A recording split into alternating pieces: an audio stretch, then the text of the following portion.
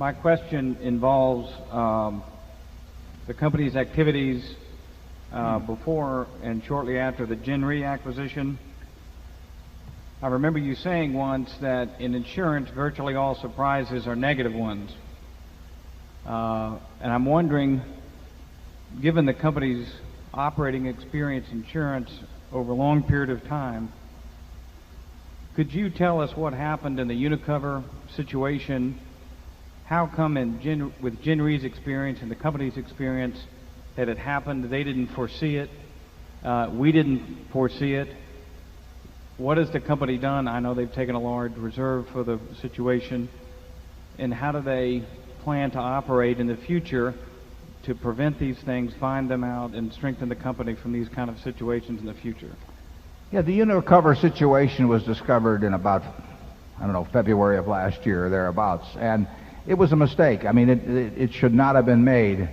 A lot of other people made the same mistake, but that still didn't mean that we should have made that mistake. We set up a reserve of $275 million when the mistake was discovered, and that reserve looks like it's about right still. There have been quite a few developments at Unicover that have defined the limits of it better and resulted in the resolutions of many of the issues attached to it. Still looks like about a $275 million mistake. Now that's a big mistake, but we've made bigger ones. We had one in the mid-'70s that probably cost Berkshire, measuring opportunity cost and everything, because we didn't know how bad it was going to be.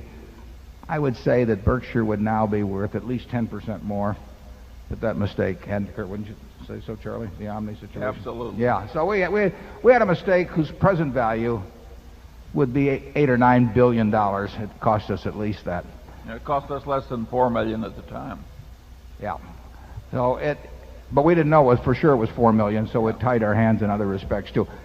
In insurance, you will get surprises. Now, the test of a good management is how many surprises you get, but there's no way you'll get no surprises. And if you look at our history, you will see some years when our float cost us a lot of money. You will also see a history where over 33 or so years that it's been a very, very attractive business.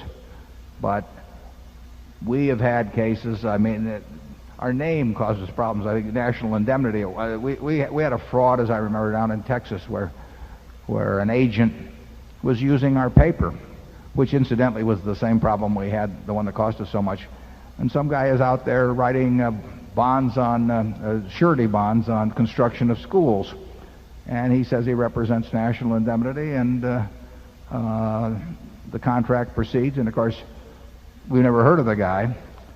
But if you get a school district in Texas with a half-finished school, and the choice is whether the taxpayers ante up more, or whether you find that this guy had apparent authority as an agent and so on, and therefore we should pay on a policy we never heard of, written by a guy we'd never heard of, on a school we'd never heard of, we'll end up paying. So the surprises are unpleasant. 9 times out of 10, we'll have more. We had another one last year that shouldn't have happened, but they do happen. And General Re has a terrific record over time. We knew last year would not be a good business in the reinsurance business. It was worse than we thought it would be, but that had nothing to do. If you told me the figures that General Re would have at the end of the year, we'd have made the same deal in a moment.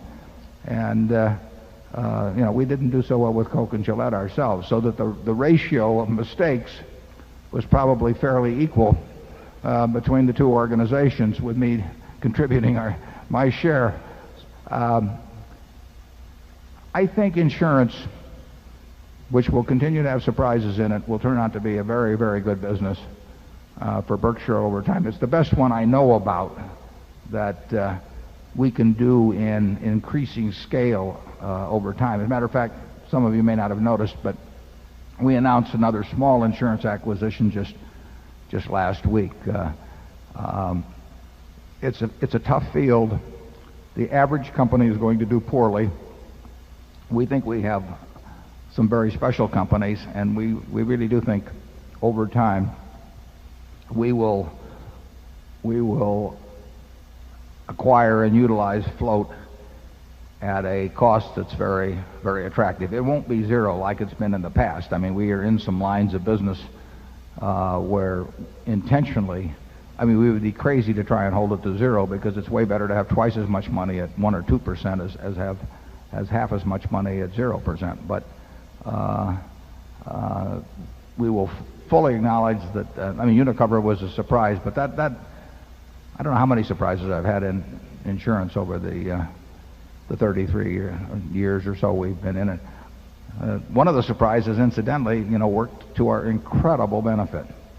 Geico has been a great, great company since I first went down to Washington, and even before that, and met Lorimer Davidson almost 50 years ago. But they made a mistake in the early 70s that really did bankrupt the company. But fortunately, there was an insurance commissioner named Max Wallach in the District of Columbia who saw that it could be resuscitated, and that mistake enabled us to make many, many billions of dollars. So mistakes can be useful on occasion too. Charlie? All that said, it is perhaps the most irritating way to lose money there is to be taken by a sort of obvious lie, but it happens. I don't think it's likely to happen again on that scale. Well, I wouldn't say that. I would say that it's unlikely to, in any 20-year period or anything like that, we will get a big surprise, and it will come about very often through one form or another of 3 or 4 methods of obvious fraud that we've observed in the past, but they spring up again. And there are plenty of people that are I'd have to say crooked in insurance, because it's a product where you deliver a piece of paper and somebody hands you money, and that intrigues people. You don't even hand them a dilly bar, or anything in exchange. They hand you a lot of money, and you give them a little piece of paper. And of course, when you get into reinsurance and all that, then you hand that little piece of paper to somebody else and try and get them to hand you money. And all the way along the line, you have brokers who are getting big chunks of money for sort of papering over some of the weaknesses in the project, and sometimes they may even be in on it. So it's a field that attracts chicanery, and often the same people come back again and again. It's amazing to me.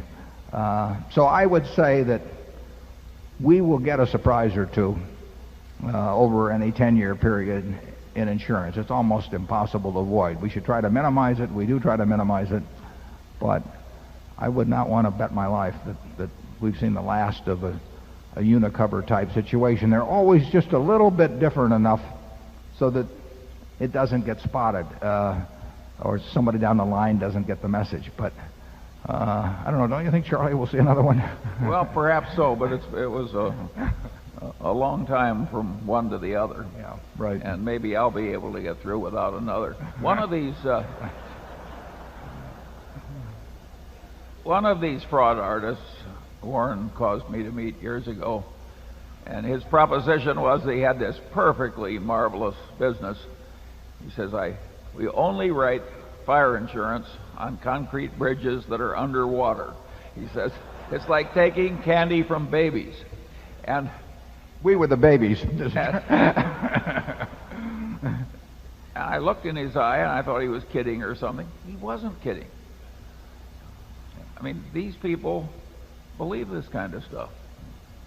The truth is, if Charlie and I could see everybody we dealt with, we would screen out some perfectly honest people too. I think we could probably screen out the crooked propositions. I mean, they do have similar characteristics to them. And what happens is you get somebody out in the field who is eager to write business, or who's being wooed by producers, and the intermediaries get very good at it. It's the same way lousy stocks get sold. I mean, you get people who are getting paid very well to separate you from your money. And that's worked over the years. The good salesmen find out they can make more money, selling phony products with big tickets attached to them than they can selling lollipops.